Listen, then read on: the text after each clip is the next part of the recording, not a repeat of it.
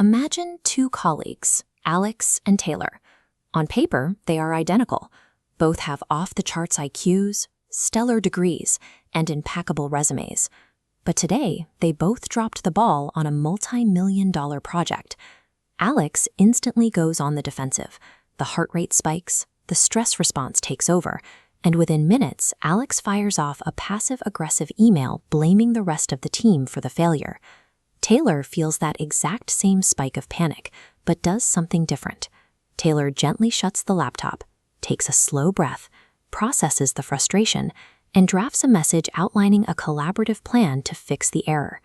If raw intellect is the ultimate metric for success, why does one brilliant mind shatter under pressure while the other navigates it seamlessly? For decades, society treated the intelligence quotient as the sole predictor of capability. However, longitudinal studies suggest that while IQ provides the processing power to solve a problem, the ability to manage these volatile moments correlates more closely with long-term career stability and leadership growth. Raw intelligence gets your foot in the door, but a robust emotional operating system is what keeps you in the room. We call this emotional intelligence, or EQ.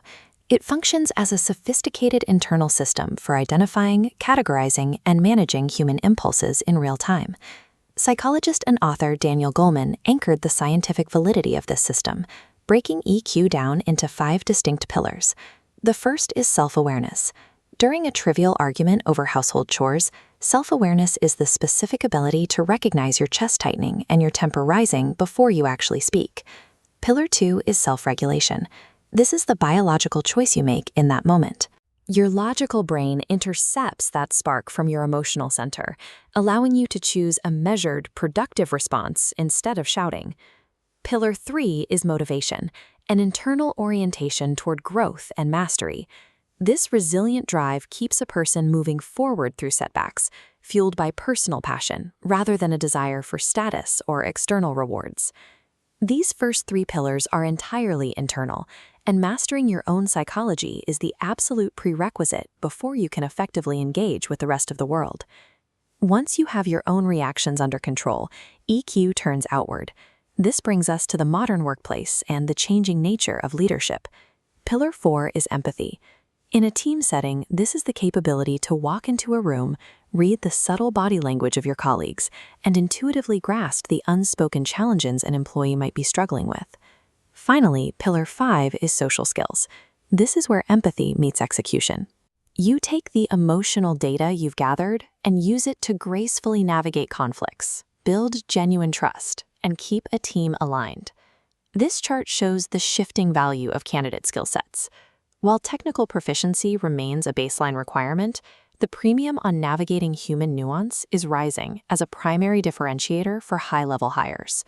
The reason is simple. We are entering an era where data processing, coding, and technical execution are increasingly being handed over to automated systems. But the subtle, messy reality of human nuance cannot be programmed. As automation handles the routine, a high emotional intelligence becomes the ultimate, irreplaceable competitive advantage for a human worker. Here is the most critical difference between the two systems. Your IQ is largely fixed early in life. Your EQ is completely malleable. Think of emotional intelligence as a muscle. Through neuroplasticity, the brain's pathways for emotional regulation physically strengthen with repeated intentional use. You can start building this muscle immediately. First, implement the 3-second pause. When you feel triggered, physically count to 3 before speaking.